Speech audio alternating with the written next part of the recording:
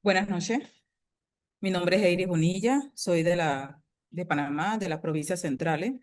Atiendo una población rural y urbana.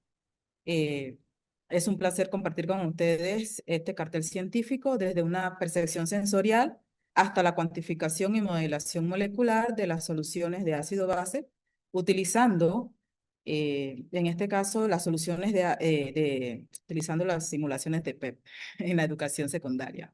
El propósito principal de este trabajo surge de la necesidad de transformar esta enseñanza tradicional de la química en la educación media, buscando que los estudiantes desarrollen un aprendizaje activo y contextualizado, donde no solo memoricen fórmulas y no logren conectar y comprender lo que es profundamente lo que son los niveles de la química, que es el macroscópico, submicroscópico y simbólico del sistema ácido-base, de los conceptos ácidos-base. Específicamente nos enfocamos en el modelo de Bronsted y Lowry, en el cual se define el ácido como un donador de protones y la base que acepta los protones. Entonces queríamos que esta transferencia de estos conceptos eh, cobrara vida y en sentido para el estudiante, desarrollando en ellos la competencia científica, que aprendieran a modelar y crear conocimientos y ellos mismos entonces pudieran hacer sus propios pensamientos o creando sus pensamientos críticos en base a los conocimientos o las percepciones conceptuales previas, ¿no?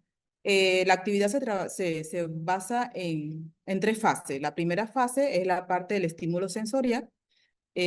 Para lograr entonces diseñar esta secuencia, eh, fue muy importante la observación, porque aquí en el nivel macroscópico, a través de estímulos sensoriales, aprovechamos la temporada de mango.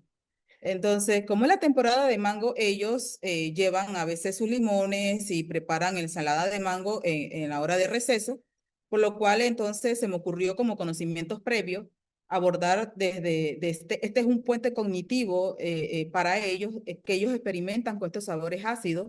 Y yo dije, bueno, podemos ir a hacer los conocimientos previos con respecto a lo que es el ácido y lo de las bases con bicarbonato. Entonces, ellos abren esa puerta de discutir de forma natural los conceptos iniciales de acidez, basicidad y neutralización, demostrando que la química no ocurre solamente en un laboratorio, sino que la química ocurre día a día, ¿no?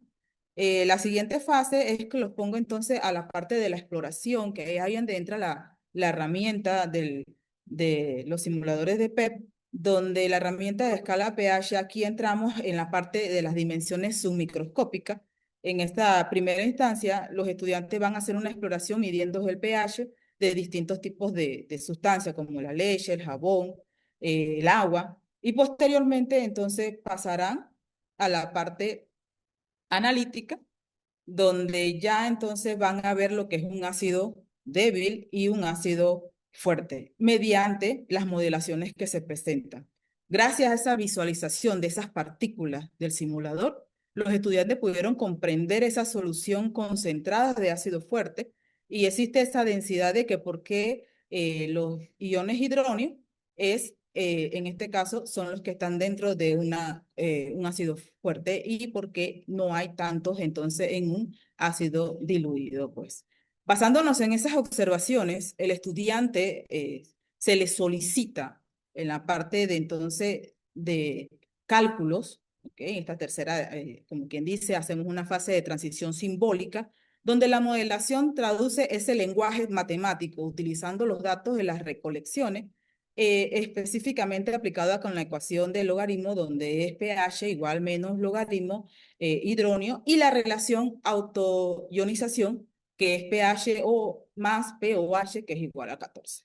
Entonces, con estos cálculos, lo que queríamos adquirir es el significado de que los números no son simplemente un concepto o un cálculo abstracto, sino más bien una representación cuantitativa de las partículas que acaban de moverse en la pantalla de su dispositivo y que como previamente también saborearon en su ensalada de mango.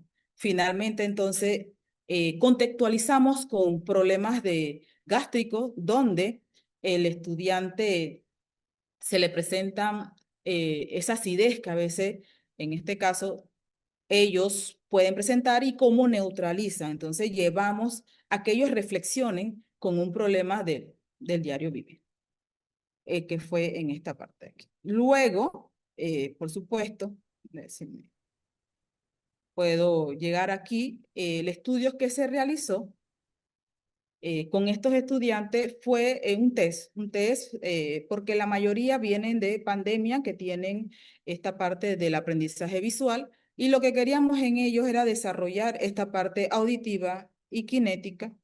Entonces, para que fuera, y eso es lo que nos resulta en conclusión, utilizar los simuladores porque nos llevan a que el estudiante que a pesar de que muchos son de áreas rurales, ellos puedan tener una facilidad del aprendizaje de estos conceptos, de este fenómeno, ¿ok? Que se hace muy difícil para ellos. Esa experiencia le permitió comprobar que el uso de simuladores interactivos de PEP combina lo que es la enseñanza en esta parte de la parte macroscópica, de la parte submicroscópica y de la parte entonces simbólica en la química, logrando entonces reforzar, integrar el aprendizaje y facilitar una apropiación de su aprendizaje y además que manejen este lenguaje científico y promoviendo el desarrollo en competencia tecnológica que es muy esencial para los estudiantes de este siglo, ¿no? Entonces, las propuestas que se presentaron fueron muy acertadas para entonces este contexto educativo que contribuye a esta alfabetización científica. Muchas gracias por su atención y quedo abierta a sus preguntas. Gracias. Muchísimas gracias, Eiris, por tu presentación. Me pareció muy interesante esta incorporación de la experiencia sensorial tan cercana a los estudiantes, ¿no? Me imagino que deben haberlo disfrutado muchísimo y bueno, eso dio lugar a empezar la actividad con mucho entusiasmo. Le damos lugar a los asistentes, a los demás participantes, si quieren proponer alguna pregunta o algún comentario, lo pueden dejar por escrito en el chat. Acá tenemos una pregunta del profesor Ricardo, dice, gracias, qué interesante cartel. Y la pregunta, ¿qué tanto éxito tuvo con respecto al desarrollo del pensamiento a nivel submicroscópico en sus estudiantes? Ok. La parte submicroscópica es algo que como ellos no lo captan, les es bastante difícil, ¿no? Y entonces estamos hablando de estudiantes que es una combinación de estudiantes que nunca han utilizado mucho los recursos tecnológicos. Entonces esto les llamó mucho la atención. Y tengo muchos estudiantes también con necesidades especiales. ¿Qué quiere decir? Que bueno, que tienen dificultad para entender estas partes abstractas para ellos. Entonces, esa parte mejoró bastante con respecto, ahí tengo, creo que la gráfica a pesar de que la mayoría continúa siendo visual, la gráfica me permite ver que en la parte auditiva y visual mejoró un poquito en comparación al inicio, que era un alto porcentaje que era visual. Entonces, significa que y lo que me interesa es que estos niños que son considerados como de necesidades especiales le hayas interesado tanto, porque es nuevo para ellos, nunca lo habían visto. Trabajar con PEP para ellos es algo muy para ellos interactivo y le permite entonces, es que ellos mismos exploren y lo que me gusta más es que ellos mismos se adueñan de sus aprendizajes, que ellos ya de la experiencia que tenían del ácido de un mango, verlo de otra perspectiva que nunca lo habían visto ni captado, como son las partículas. En este caso, lo que estábamos hablando de Lori y Browning y Lowry, de lo que es ácido base, ¿no? Fue muy interesante y me encantó. Gracias. Otra pregunta de Frank, ¿de qué manera se aprovecharon los elementos internos de sonido, gráficos de la simulación FET para los estudiantes con dificultades especiales?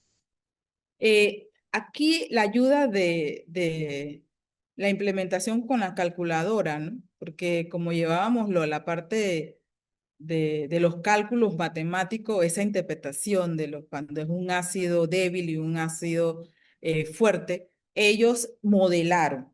¿ok? Y a eso le permitió a tener un poquito más de visión, porque en la modelación se dieron cuenta de la cantidad de iones hidróneo, cómo era en un ácido, en este caso fuerte, y cuando pasamos a la parte de los cálculos matemáticos, le dio, como quien dice, una conexión. Ahora sí puedo entender con esta fórmula que no solamente es una fórmula fría de los cálculos. Ya sé por qué me dio el pH. Las sustancias que estaban al inicio, que daban un pH, que no, introducíamos el medidor de pH. Ahora entiendo de dónde sale esos datos y lo puedo hacer mediante estas fórmulas que tenemos aquí. Y eso fue para ellos como ellos dicen, es como un engranaje, ¿no?